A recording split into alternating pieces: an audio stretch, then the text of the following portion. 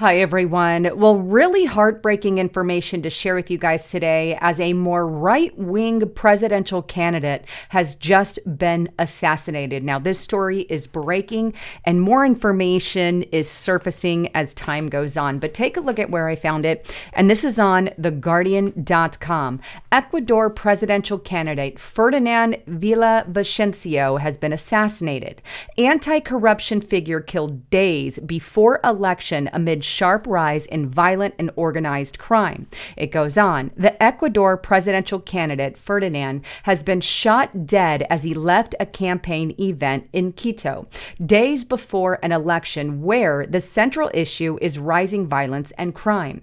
Videos on social media show Villavicencio, a former journalist who had collaborated with The Guardian and was outspoken about alleged links between organized crimes and politics, surrounded by supporters and being escorted by security guards to a waiting vehicle when gunshots ring out as people start to scream and take cover. A suspect in the killing died from injuries sustained during the shootout that ensued, the Attorney General's office said, with 6 arrests made in connection with the attack. Speaking at the scene of the shooting, Villavicencio's uncle, Gallo Valencia, blamed the state for not giving his nephew enough security and described how he thought the gunshots were fireworks launched by supporters until we saw that there were wounded, falling, blood, and injured people. What we witnessed was like a horror film. The death of my relative. I have no words for what's happening in the country. They just killed democracy.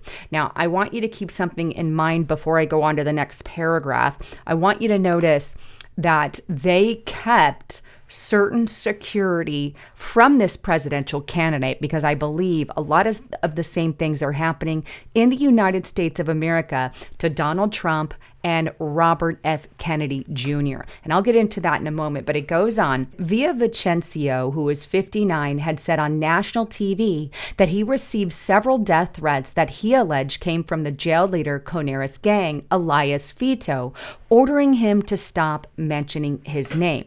Now, this next part gets really more interesting because I want you to think of what they're doing to Donald J. Trump and how these parallels kind of line up, because Villavicencio was also jailed by a former president, right? Take a look there in Ecuador.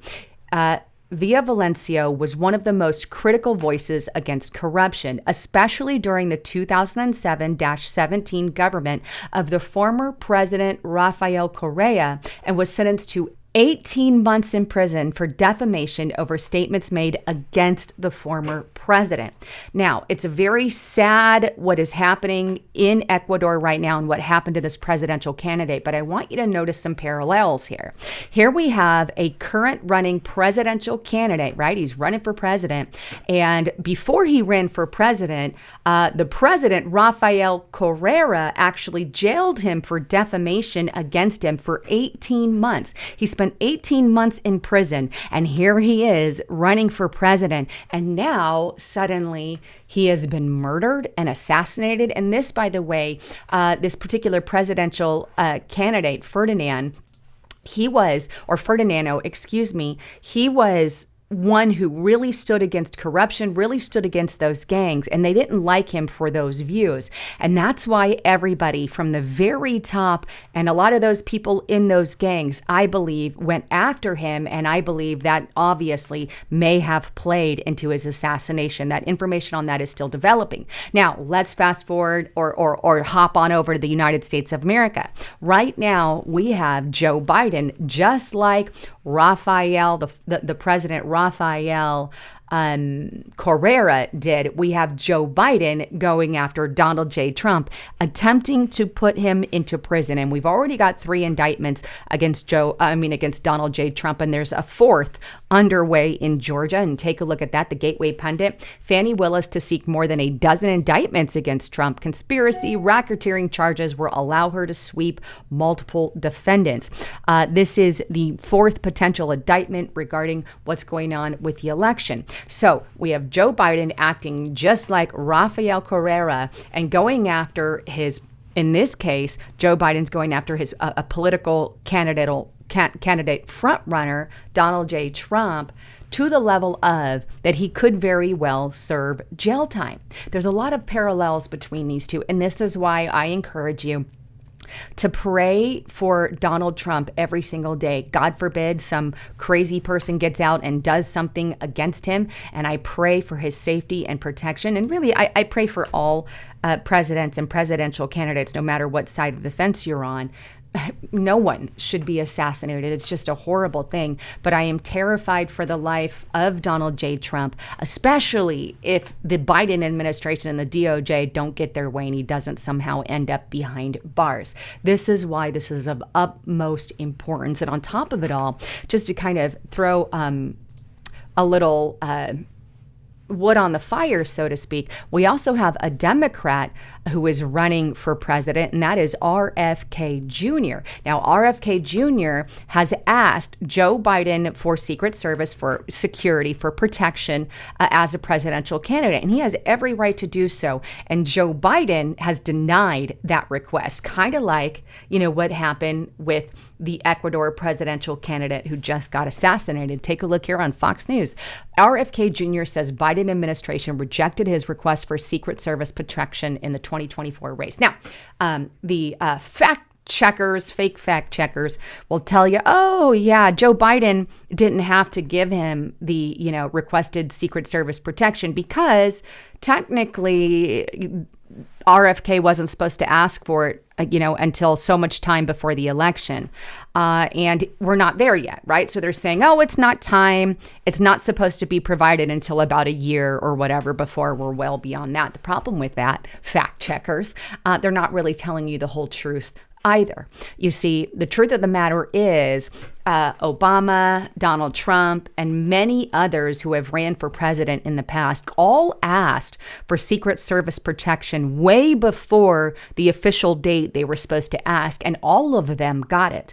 The only one so far who has not gotten it, well, is the nephew of JFK, RFK Jr. So I don't agree with everything that he says. I am avidly against his gun stance. I am obviously pro Second Amendment, but pray for him as well, because we really are living in a third world country, and I don't put it past anything that's going on. But it's terrifying, and I'm not saying anything's going to happen or anything of that nature, and I'm not saying it would be fault of Biden or his administration either.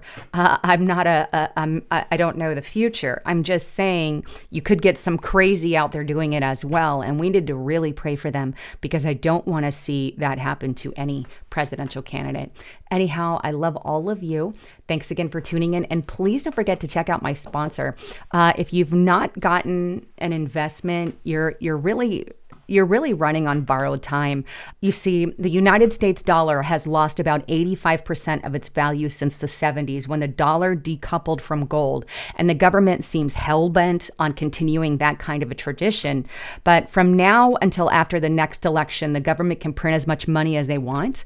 And the last time they did that, inflation was up 9%. And I see us headed in kind of a similar direction. But gold is the one asset that can withstand inflation, especially in light of what's going on overseas. But invest in Noble Gold Investments. And you can do that by going to lisahavengold.com, filling out that information, and getting a free gold and silver investment guide, or calling the number on a screen and let them know that you heard it on Lisa Haven, and just talk to one of their no-hassle specialists. But right now, you are getting a 1/4 ounce gold standard coin for free with any approved plan that they have. So check them out and give them a call today. If you want more information, click that more box, and there's a link below, or click in the description box below. Anyhow, thanks again for tuning in. I'm Lisa Haven, signing out.